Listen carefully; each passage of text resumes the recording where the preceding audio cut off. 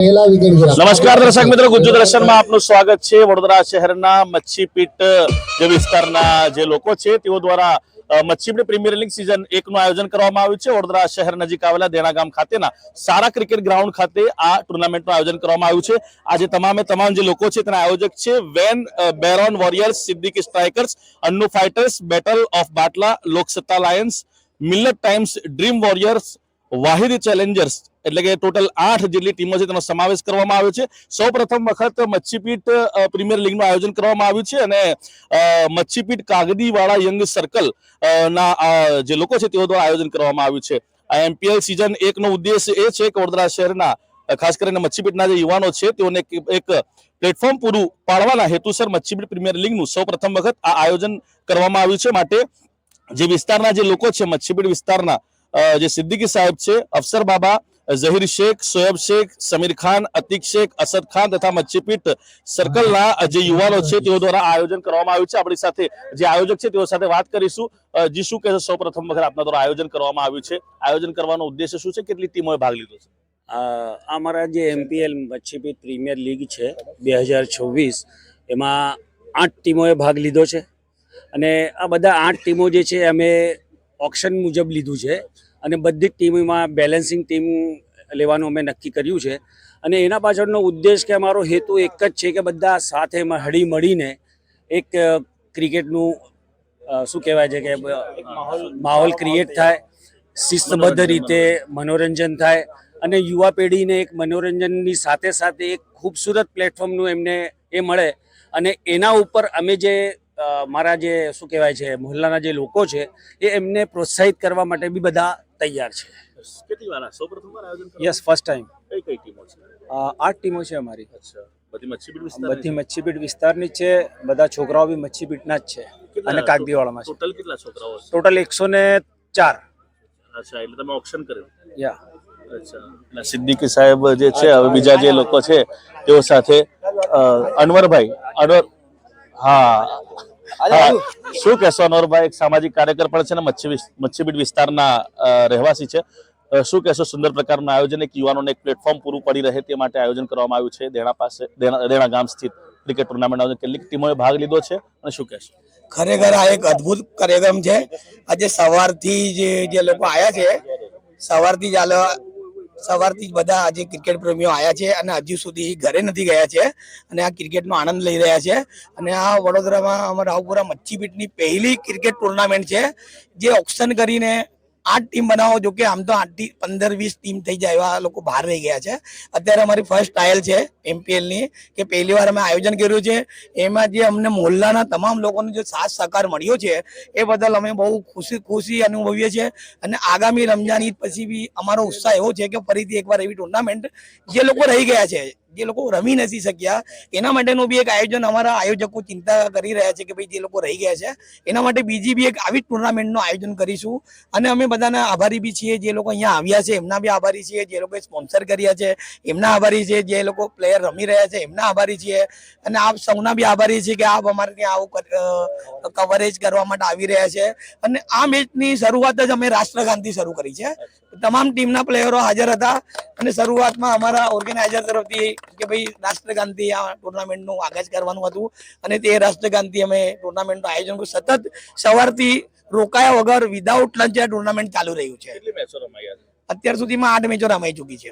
8 મેચો? હા, હવે ડે નાઇટ મેચ છે। ડે નાઇટનું પ્રથમ આયોજન કહી શકાય તમારું? હા, પહેલી સીઝનમાં ડે નાઇટ 5 વાગ્યા સુધી। અને અત્યારે અમારે એક ઓર્ગેનાઇઝરનો એક મનોરંજન ઇકો ફ્રેન્ડલી મેચ બી અમે રમી રહ્યા છે, જેમાં એકબીજાથી ભલે કોઈને રમતા ના હોય તો પણ એક ગ્રાઉન્ડ પર રમશે અને આનંદ સિનિયર સિટીઝન લિજન્ડરીનું પણ આયોજન કર્યું છે જેથી લોકોને મનોરંજન પૂરેપૂરું મળે એવું આયોજન છે। અને હું તમામ બધા લોકો જે આ લોકોમાં સંકળાયેલા છે આ કાર્યક્રમને એનો ખૂબ જ આભારી છે। અમે લોકો એ લોકો લગભગ અઠવાડિયે ત્યાં મહેનત કરી રહ્યા છે અને સફળ બનાવવા માટે। એટલે તમે શું આજે જીતનાર જે ટીમ હશે અને જે રનર્સ અપ હશે એમને શું આપવાના? આમાં અલગ અલગ ટ્રોફી છે, મેન ઓફ ધી મેચ, રનર્સની, વિનર્સની અને કેશ એમાઉન્ટ બી છે।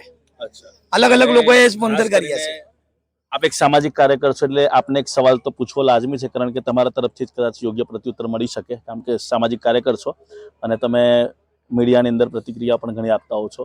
અત્યારની જે યુવા પેઢી છે નશાના રવાડે ખૂબ જ ચડી રહી છે, તો કદાચ ત્યાંથી માઇન્ડ ભટકાવવાના એક ભટકાવાનો ઉદ્દેશ્ય પણ આ હોઈ શકે, એટલે અત્યારની આપ યુવા પેઢીને શું કહેશો? બિલકુલ આદિલ સાહેબ, આપની બિલકુલ વાત સાચી છે.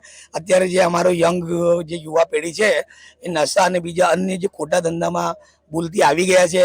એમનો હેતુ ન હતો પણ એ લોકો ભૂલથી આ બાજુ આ બાબતમાં એ લોકો સગડાઈ ગયા છે.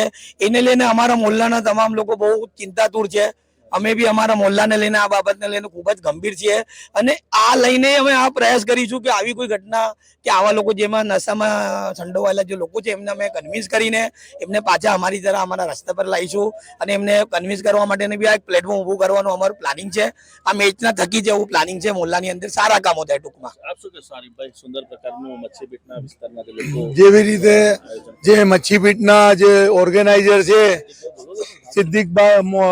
નોમાન સિદ્દીકી સાહેબ, અફસર ખાન, સમીર ખાન અને જેટલા બી ઓર્ગેનાઇઝર છે, અયુબ ખાન પઠાણ અને જેટલા બી મચ્છીપીટના જેટલા તમામ નાના મોટા સર્વને હું અભિનંદન આપવા માંગુ છું આપના માધ્યમથી કે આવી ઇવેન્ટો બધા મોહલ્લામાં થઈને જે યુવા ધન જે ડ્રગ્સના રવાડે ચડ્યું છે એ ભૂલીને સ્પોર્ટના માધ્યમથી એમનું જે માઇન્ડ છે એ આ સ્પોર્ટ પર કન્વર્ટ થાય. અને આમ બી તમને એક વાત કહી દઉં કે મચ્છીપીટમાં સૌથી પહેલો જે જિમ્નેશિયમ છે એ બી મચ્છીપીટમાં ચાલુ થયો હતો આજથી વર્ષો પહેલા. અને ઇન્શાલ્લાહ અમારી કોશિશ છે કે હવે એ જિમ્નેશિયમ ફરી અમે બેઠું કરીશું અને ઇન્શાલ્લાહ મચ્છીપીટ એવો વિસ્તાર છે અમારો કે ત્યાં તમને બધી જાતના ચેમ્પિયન અને હોનાર લોકો મળશે ઇન્શાલ્લાહ. સમીરભાઈ શું કહેશો? સૌપ્રથમવાર આયોજન ખૂબ જ સુંદર આયોજન success છે. સૌથી પહેલા તો હું તમારા ગુજ્જુ દર્શનને ખૂબ ખૂબ આભાર માનું છું કે તમે અમારા કાર્યક્રમમાં પધાર્યા અને અમારા ઉત્સાહને 2 ગુણા વધારી દીધો. એટલે સૌથી પહેલા તો તમારો આભાર. અને એક તમારું અગત્યનો મુદ્દો એક અગત્યની વાત તો એ કે તમે જે શરૂઆતમાં જે વાત કરી કે નશા મુક્તિને લઈને પણ એક હેતુ અમારું એ છે.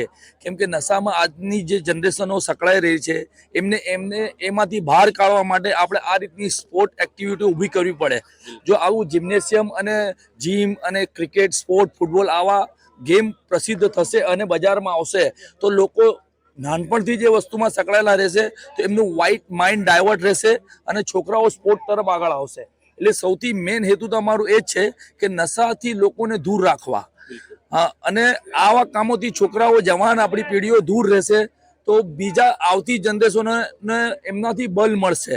એટલે મેઇન મકસદ તો એ જ છે બસ. અને અમારી એક ઉપરવાળો જોડે પ્રાર્થના છે કે આ રીતના કાર્યક્રમો ખાલી મચ્છીપીટ નહીં, શહેરના તમામ વિસ્તારોમાં થતા રહે અને શહેરના તમામ વિસ્તારના તમામ કોમના લોકો આ રીતની એક્ટિવિટીઝમાં અને પ્રવૃત્તિઓમાં સકળાયેલા રહે એ અમારી આશા છે. અને અમે